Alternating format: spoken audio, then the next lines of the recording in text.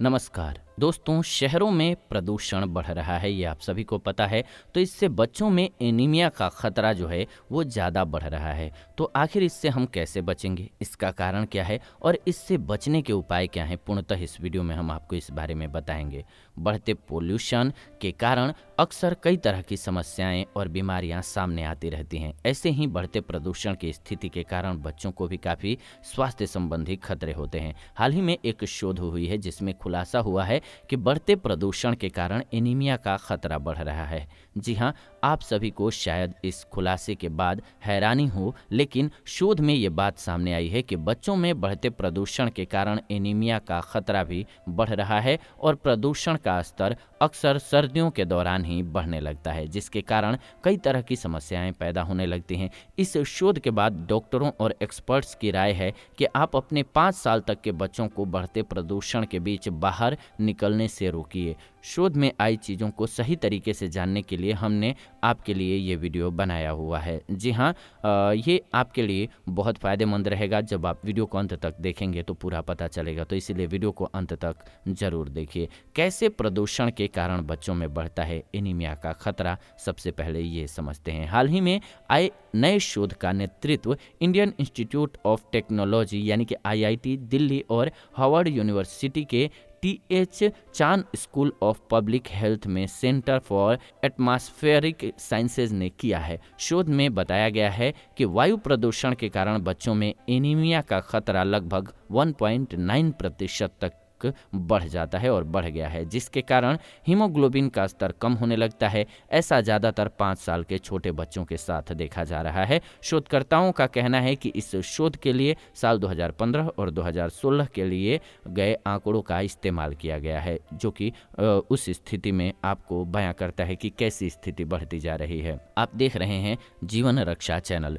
वायु प्रदूषण एनीमिया को विकसित करने में मददगार है, ये शोध कहती है। शोधकर्ताओं के मुताबिक साल 2015-2016 के आंकड़ों को इस्तेमाल करने के बाद ये बात सामने आई है कि जन्म के साल के आधार पर उनके स्वास्थ्य की जांच की गई बच्चों के। इसके साथ ही शोधकर्ताओं का कहना है कि विश्लेषण से पता चला है कि वायु प्रदूषण भी एनीमिया के विकास और प्रसार में महत्वपूर्ण भूमिका निभाता है। एनीमिया कैसे इतना खतरनाक और जानलेवा हो सकता है, इसकी पुष्टि करने के लिए अध्ययन के जरिए मदद ली जा सकती है। जानकारी के मुताबिक वायु प्रदूषण में मौजूद हानिकारक कण आपको कई तरीके से स्वास्थ्य के संबंध में हानि पहुंचाने का कार्य करते हैं। इसके कारण बच्चों को हृदय संबंधी समस्या, श्वसन संबंधी समस्या और कई अन्य समस्याएं परेशान करती हैं। तो क्या है इस संबंध में एक्सपर्ट्स की राय? तो एक्सपर्ट्स का कहना है कि प्रदूषण के कारण पुरानी सूजन लाल रक्त कोशिकाओं के उत्पादन को बुरी तरह से प्रभावित कर सकता है।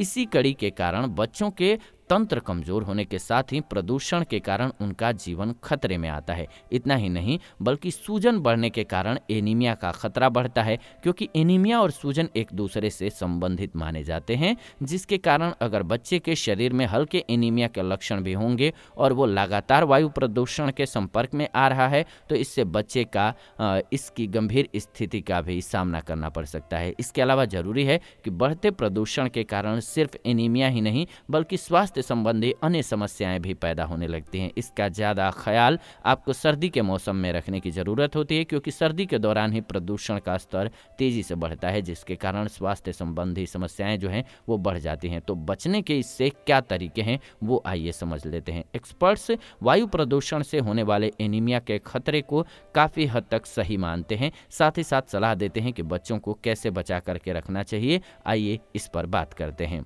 5 साल या फिर 5 साल से कम उम्र के बच्चों को बढ़ते प्रदूषण के लिए क्या करना है आपको कि बाहर नहीं जाने देना है, बाहर जाने से रोकना है। इससे आप फेफड़ों की समस्या, हृदय रोग और एनीमिया जैसे रोगों से बच्चे को बचा सकेंगे। अगर आप अपने बच्चे को कहीं बाहर लेकर के जा रहे हैं तो कोशिश करें कि उसके मुंह को किसी हल्के कपड़े से ढक दें, जिससे हानिकारक तत्व जो होते हैं उसके मुंह के जरिए अंदर न जा सकें। एनीमिया बच्चों में एक आम समस्या है। इससे बचाव के लिए जरूरी है कि आप जब इसके लक्षण देखें तो तुरंत डॉक्टर से संबंधित संबंधित जांच कराएं। बच्चे को बाहर का खाने से रोकने के साथ ही आप उनकी डाइट में बहुत सारे फल और सब्जियों को शामिल करें और उन्हें खिलाने की कोशिश करें ताकि वो मजबूत रहें, स्ट्रॉन्ग रहें, उनका इम्यूनिटी स्ट्रॉन्ग रहे और वो ऐसी स्थिति से निपटने के लिए तैयार रहें।